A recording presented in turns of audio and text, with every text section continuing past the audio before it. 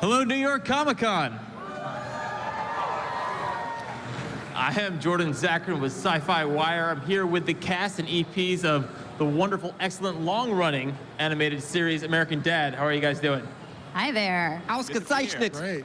Is this on? All right, I'm gonna run through the lineup. We've got Curtis Armstrong, Hey. Rachael MacFarlane, Wendy Schaal, Deay Bradley Baker. That's good. Jordan Blum. Thank you. And Parker D. All right. You guys are coming back for, what is the 16th season this I year? have no idea. 14. 14. Depends on how you count it, I think. Yeah, everybody counts it differently. Right, I think yeah. Our show's a teenager. We get to drive soon. How does it, you're coming back from yet another season, whether it's 14, 16, whatever it is. How do you keep it, I mean, it's still incredibly creative. How do you keep generating ideas 230 episodes in?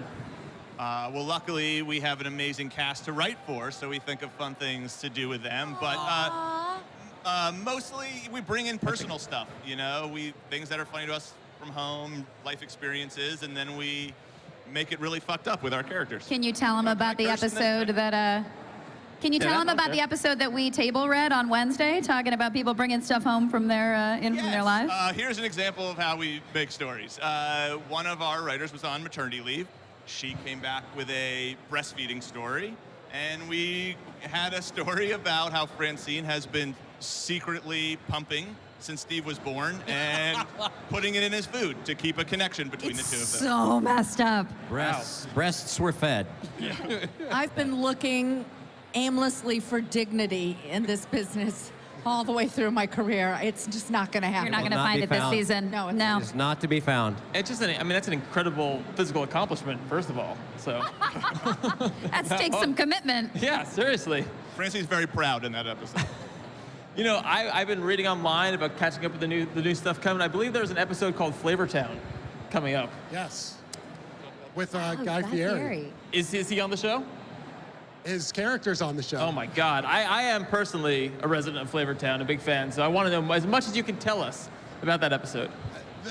That one you could spoil, so we probably shouldn't say too much, but he takes us on an amazing journey, and you learn there's a lot more to Guy Fieri than anyone would have ever guessed. He might be a mythological creature. He definitely is. I think that's very much clear. This is the 4th season you're going to have on TBS after being on Fox. How has that changed things? I understand you're able to be a little more loose or unhinged. Are we allowed to curse on this? Should I talk about I'm not going to stop you. You already have cursed on it, so just keep going. My mom's watching backstage too. On TBS, we're allowed 2 shits and a douchebag. Like there's like a rule they gave us. Like, guess what, guys? You get to say 2 shits. So that's. Yeah. Is it 2 shits and a douchebag? 2 Something shits. like that. Or you I can thought swap, it was 2 shits and an asshole. Well, you can swap out your douchebags for your assholes. That'd You be a can- great series, actually. Jesus- We took it Asshole. blue. I'm sorry. Jesus Christ is worth 1 shit, for the record. Definitely a T-shirt in it. So Yeah. they give you different categories of curse words you can use? How does it work? Yeah. Oh, yeah. I mean, often I feel like in the sessions, I'll record it one way, and then they'll be like, all right, we got to find it. Who's got another word for boner? We got to re-record something for boner. And so we're all in there thinking, all right, chubby, running through the gamut of what's maybe a little bit more acceptable. I also find that's more fun to create your own terms, because you can't say them. I believe your character once referred to her vagina as a clown hole, which I thought was an interesting way. That's not a term already? Aw. Wow. Well, I'm glad to know that so much work goes into just that alone. Yeah, we have rooms on it. Don't worry about it. People are working hard at coming We up should with. make our own urban dictionary. We should. Great idea. Yeah, I'd love to see the series Bible, which words you can swap in and out. Yeah, no, it's I think those are more fun. Get creative with your cursing and your terms for penises and vaginas. You would be surprised how much time we spend going through a script and being like, we only get 2 shits. So we all sit around and be like, this one's worth it. This one's not worth it. This one's worth it. Oh, we got to keep this one. And you feel really special when you're the character that gets to say it, too, right? You're like, oh, I got one of the shits this week. Is that like a reward for your favorite actors? For how they did at the table, yeah. Do you always use them? Maximize too? I don't know. I don't know if we're like, yeah, sure. Yes. You know, the show has become more and more fantastical over the years. A lot of great celebrity cameos, but it's gotten weirder and weirder. How far do you take it this season? Do you top yourselves? What is the weirdest thing that happens that you can say? I think we top it. I mean, we have to. It's 250 episodes. We have to keep pushing it somewhere, and going more calm is not the right answer. Can't go backwards. Yeah, I mean, like, Steve loses an arm this season to Roger, who has a shark persona. So yeah, we're cutting off limbs. We're going all out. What are your favorite lines that you've said over the years? Any really stick to you, whether it's people quoting them back to you or you really enjoyed saying?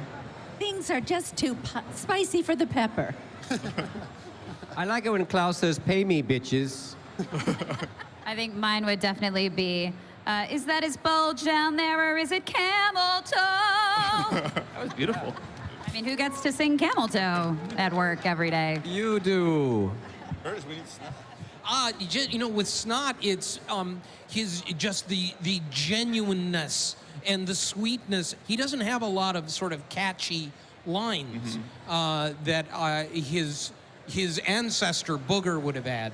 I mean, those are the ones that I tend to get more than, do you remember Snot saying such and such? Yeah. So I don't have a lot of that. I have events that I cherish for him, but not lines in particular. I like when you just yell Steve.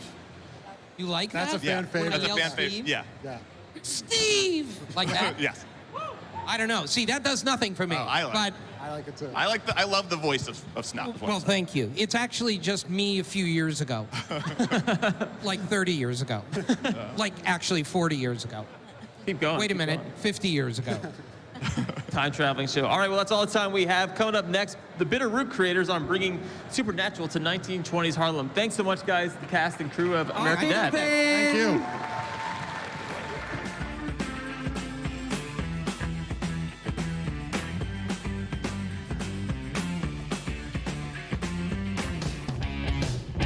Hi, I'm Jackie Jennings with SYFY WIRE. If you can't get enough of New York Comic Con, go ahead and subscribe to our YouTube channel for news, interviews, cosplay, and so much more. What are you waiting for?